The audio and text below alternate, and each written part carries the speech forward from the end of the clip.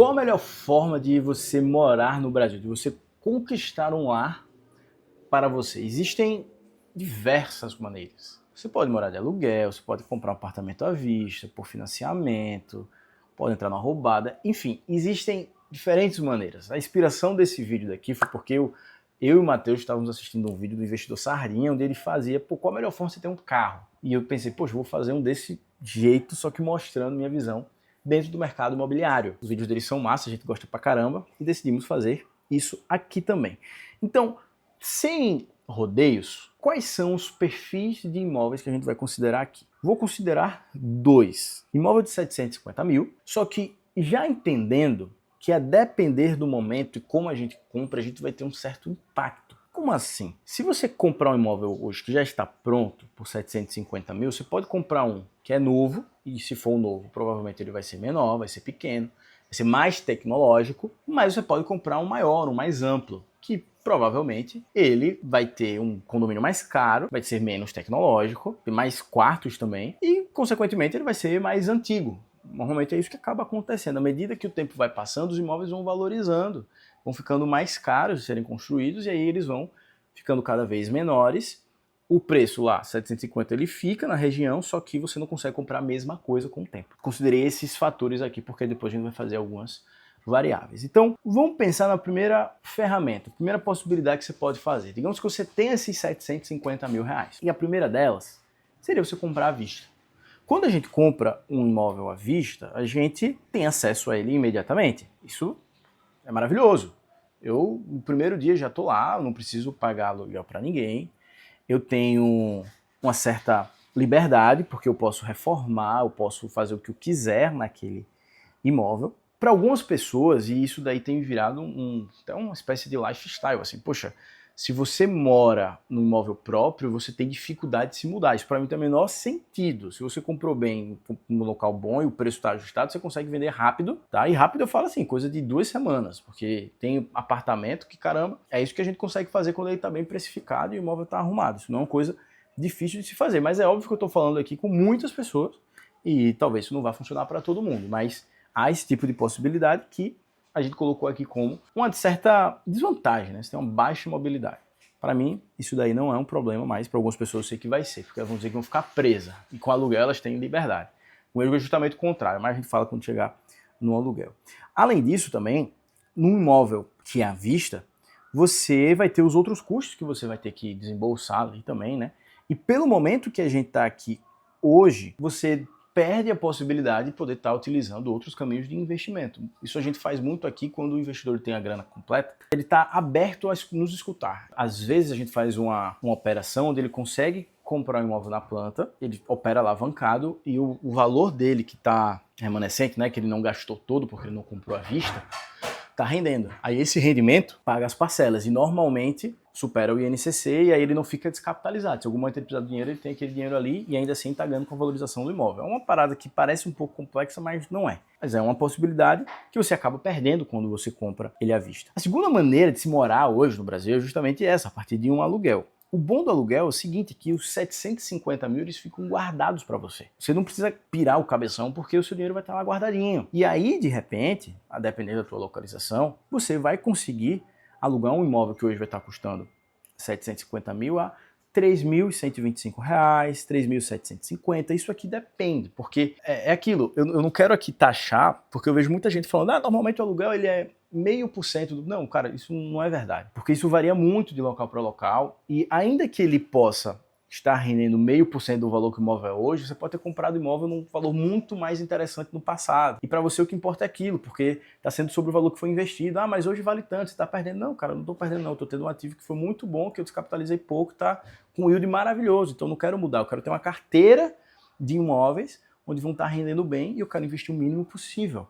Então assim, é possível você hoje morar num apartamento de 750 mil reais e tá pagando ali os seus 3 mil, mas eu colocaria 3 mil a 4.500, a depender do teu padrão de exigência. Matemática financeira, o que é que acontece? Se você pega esse 750 e você aplica, você pode chegar a receber em torno de 6.500 por mês. Sou eu, Gustavo, que vou dizer os caminhos? Não sou eu que vou dizer, mas eu sei que isso é possível de se fazer a partir de aplicações. Então você paga o aluguel e ainda sobra um certo valor ali em tese, que você pode ir reinvestindo e aumentando o teu patrimônio, né? O patrimônio que ficou ali guardadinho. Quais são outras comodidades que a gente tem com essa situação do aluguel? Pô, você tem flexibilidade total, mas você tem um risco de despejo e você tem restrição, porque você não pode ter um imóvel da sua cara. Então vamos comentar cada um deles. Eu já mencionei um pouco a respeito do outro tópico de você comprar à vista. Aqui, muitas pessoas vão olhar com uma possibilidade de você morar de aluguel como se você fosse uma pessoa super livre, você está flexível. Pô, hoje eu posso morar em Maceió e amanhã eu posso morar em Paris. Ou amanhã eu posso morar na Suíça, ou amanhã eu posso morar em Florianópolis, amanhã eu posso morar em Buenos Aires. Como se isso fosse uma coisa muito simples. Ah, mudei de emprego, tô tranquilo, tô relaxado. Eu não vejo bem assim. A minha dinâmica de vida não funciona assim. Eu acredito que a maioria das pessoas não funcione. Pode ser a tua realidade. Você pode dizer, pô, Gustavo, é exatamente o que eu consigo fazer. E pior que eu não duvido disso, tá? Porque já teve gente que chegou para nós, nos Airbnb da gente, e falou assim, Gustavo, eu moro de Airbnb. Eu tenho um orçamento de 21 mil reais para os próximos 3 meses e eu quero morar em Maceió. Pasmem, isso acontece, isso é possível, mas não é a minha realidade. Então, de repente, para você comprar um ativo que tem que ser aquele ativo onde você vai morar, vai inviabilizar. Porque toda hora você vai ficar comprando, vendendo, pô, realmente não vai ter o menor sentido você fazer isso. Só que tem um ponto que, ao mesmo tempo que ele pode trazer essa liberdade, essa flexibilidade, para mim é um ponto muito negativo de você morar de aluguel. Que é simplesmente o proprietário chegar e dizer o seguinte, eu vou vender o imóvel. Ou então, a minha filha vai morar no imóvel, meu filho vai morar no imóvel, eu vou morar no imóvel. E aí, talvez você não tenha sido essa pessoa que ficou mudando de casa ano após ano, e aí você já estava bem adaptado, você talvez tinha escolhido um imóvel onde você não optou por um mobiliado, onde você levou todas as suas coisas, você vai precisar fazer outra mudança, vai ter que procurar imóvel de novo. É uma coisa que eu particularmente não gostaria e não quero passar, já vi muitas pessoas reclamando disso. E além disso também, tem outro ponto, que você tem algumas restrições. Eu lembro que eu morei um tempo em Recife, e depois que a gente estava saindo de lá, no final a gente olhou um pro outro e falou, caramba, a gente deveria ter pedido autorização ao proprietário para mexer um pouquinho na casa, né? Porque a casa que a gente morava eram todas as paredes brancas, todos os móveis brancos. Pô, a localização era fenomenal, mas não parecia uma casa. Então, você tem essa limitação de deixar o imóvel do jeito que você quer. E para mim, que foi um ponto que eu nem trouxe aqui também, vai chegar 30 anos e você vai ter alimentado o capital, o patrimônio de alguém. Foi esse despertar que me fez iniciar a ideia de investir nos imóveis, mesmo escolhendo apartamentos pequenos. Porque o que foi que eu pensei? E como é que eu sempre ajudei investidores? Eu falei, caramba, faz uma alavancagem e já que você não precisa morar, bota esse imóvel para alugar no mercado. E o que é que vai acontecer? Em 10 anos, 10, 15 anos, quem está pagando teu aluguel vai estar amortizando o imóvel para você. Ou seja, teu patrimônio vai aumentar e quem vai pagar é o inquilino. E aí eu percebi, caramba, eu tô sendo o inquilino que tá aumentando o patrimônio do outro cara. Pô, eu não queria isso. Precisei morar de aluguel ainda, mas o que foi que eu fiz? Pô, eu vou entrar no jogo também. Porque ainda que eu pague aluguel, alguém vai estar pagando o imóvel para mim. E se Deus o livre acontece uma pandemia de novo, eu vou ter para onde ir. Não vou precisar ficar na casa do papai, na casa da mamãe. Gustavo, você é 100% contra o aluguel? Não. Existem fases da vida que é justificável você estar no aluguel. Isso não é uma coisa que é absurda, né? Eu passei por isso. Mas para mim é muito relevante você ter o seu imóvel, nem que pelo menos tenha um pelo menos, ainda que você more de aluguel. Outra possibilidade que nós temos é a compra na planta. E o que acontece na planta? Você tem uma vantagem, que você não precisa dar aquela entrada inicial completa de uma vez, como normalmente quando você vai financiar um imóvel. Você pode diluir isso no tempo, isso é muito bom, muito positivo. Só que o lado negativo da planta é que se você não tem um responsável ali para te bancar, você vai precisar pagar aluguel e vai precisar pagar a parcela do imóvel na planta. É isso que eu fiz, né? Por muito tempo. Teve uma fase que eu tive ajuda ainda ali de alguém que poderia me ajudar por um período, mas nem todo mundo vai ter isso. Então, uma coisa a se considerar é esse o tempo.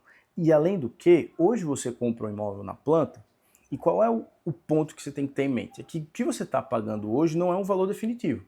Comprei um imóvel hoje de 750 mil. Quer dizer que eu vou pagar 750 mil no final? Não, porque o valor do imóvel ele vai aumentando com o tempo. Por que vai aumentando? Porque tem um índice chamado de INCC. Em alguns locais é o CUB. Então vai ter um ajuste de inflação para que o construtor não perca ali, a não ser que você pague tudo de uma vez. Mas na maioria das vezes você perde a principal vantagem de comprar na planta, que é justamente não precisar fazer isso, não se descapitalizar dessa maneira. Então, pode acontecer que o imóvel aumente o valor dele em torno de 15% a 25%, vai depender do momento que você tiver comprado até a entrega. Então esse é um ponto a se considerar. Mas uma outra vantagem que eu vejo na compra da planta é o seguinte, O que eu compro hoje, o cara tá me cobrando lá no contrato 750 mil, não é a mesma coisa que eu vou conseguir comprar amanhã por 750 mil. É o exemplo que eu trouxe no começo. Hoje um imóvel novo de 750 mil, nessa região aqui que eu coloquei, é um apartamento com um quarto, com um dormitório. Se fosse um antigo, menos atualizado, mais velho, era um imóvel maior. E eu quero um imóvel mais novo. Então assim, são coisas que você tem que pensar. Vou esperar juntar o dinheiro para poder comprar daqui a 3, 4 anos? Beleza, mas saiba que o que você vai comprar de 750 mil daqui a 3, 4 anos não é a mesma coisa que você compra hoje. Então, isso é uma coisa que você tem que pensar. Outra ferramenta, que nem deveria ser uma ferramenta, mas que é muito vendida, é o consórcio. E qual é o discurso? Que você não paga juros. Eles também não vendem que você tem certeza, né? Eles só falam que você vai pagar uma taxa de administração. E assim, eu já conversei com vários investidores que eles realmente me mostraram e explicaram que para eles funcionou perfeitamente. Beleza. Mas nas contas que eu fiz, a conta não fechou tanto assim. Quando é que a conta fechava? Quando você entra no consórcio. Quando você é o felizardo e você é contemplado no primeiro mês. Eu tive um amigo que ele entrou num consórcio de moto, não de carro, aliás, e ele foi contemplado no, se não me engano, foi no segundo, no terceiro mês. Ele falou, minha gente, eu não sei o que fazer agora. Aí ele pegou o carro e botou para vender. Mas, poxa, é um negócio absurdo se você consegue fazer isso, só que não dá pra gente prever. Aí você vai começar a entrar naquele discurso de você dar lance, e aí quando você começa a comparar, poxa, será que se eu desse esse lance, fosse o mesmo valor da entrada do imóvel, e o valor que a parcela que eu vou pagando com consórcio, eu pagasse na amortização, o tempo, enfim, quando você começa a fazer algumas outras contas, o consórcio normalmente, pelo menos nas contas que eu fiz, não fez tanto sentido assim. Mas para algumas pessoas é uma possibilidade, né? E aí o cara do consórcio vai dizer o seguinte, pô, consórcio é para quem não tem pressa. Mas eu não gosto de incerteza. Pode ser que você ganhe o imóvel no primeiro mês, como pode ser que você ganhe no 15º ano. No 15º ano. Se você pegasse esse seu dinheirinho que você está ali pagando, suas parcelas, estivesse investindo ou estivesse comprando imóvel na planta, quando chegasse no 15º ano, você teria 1 até 2 apartamentos. Mas aqui no consórcio não. E tem o fator de que as parcelas vão aumentando, vai sendo corrigido. Então assim, eu particularmente não gosto de consórcio, as contas que eu fiz não fez sentido, mas eu estou sempre aberto e tenho conversado com alguns colegas que mexem com isso. E quando o investidor fala para mim que vai comprar o consórcio, ele me explica a lógica ali, embora ainda eu não tenha entendido com tanta clareza a super vantagem de você entrar no consórcio em vez de você comprar na planta, mas tem pessoas que são honestas que entram nisso daí. Mas eu particularmente não vi muito sentido quando eu parei para fazer as contas. E a outra ferramenta que a gente tem é o financiamento. Só que o que acontece? O que é que muita gente fala, e esse é um argumento de quem vende consórcio fala mal do financiamento, que quando você está comprando financiamento, a depender do momento, você vai pagar 2 imóveis ou até 3 imóveis. Só que, gente, vamos lá, como é que funcionaria? Normalmente, quando você compra por financiamento, o imóvel já está pronto, você vai dar entre 20% a 30% ali de entrada. Uma vantagem é que o valor do financiamento ele vai diminuindo. Todos os meses ele vai diminuindo. O imóvel é seu, mas ao mesmo tempo não é porque ele é do banco. Você parar de pagar, o banco vai lá e toma o imóvel de você, bota para lesão e já era. Só que isso é tão pessoal e depende tanto de pessoa para pessoa, porque eu conheço pessoas, por exemplo, minha família mesmo, que comprou um apartamento em menos de 5 anos quitou, mas ela conseguiu comprar a partir do financiamento. Então, aquelas parcelinhas que foram ficando serviram de motivação para eles poderem trabalhar mais, juntar mais grana e poder quitar logo o ativo. E quando eles quitaram, pô, eles têm uma propriedade muito top, muito massa para eles. Então, hoje, na minha situação, do que eu vejo de interessante, até para você poder fazer com que uma pessoa pague para você, ou então colocar no próprio Airbnb, me parece que o financiamento ele é muito legal. E eu gosto de financiamento, principalmente quando a gente pensa nesse ativo de você poder comprar na planta, de você poder fazer com que essa operação aconteça. Parece complexa, mas não é. Então, assim, eu sou totalmente tendencioso e acho que financiamento é bom e é uma excelente ferramenta para quem não tem ainda aquele valor cheio. Agora, Gustavo, tenho grana pra caramba. Cara, então, assim, talvez não vai fazer sentido você estar entrando em financiamento a depender do valor do imóvel que você está pegando. A não ser que você queira alavancar. Mas existem muitos mitos que eu acabo escutando e as pessoas falando mal dessa ferramenta que, poxa, eu veria com calma e veria dentro da sua situação para entender se não é o melhor. De repente você não gosta de dívida, aí você vai preferir juntar a grana e quitar.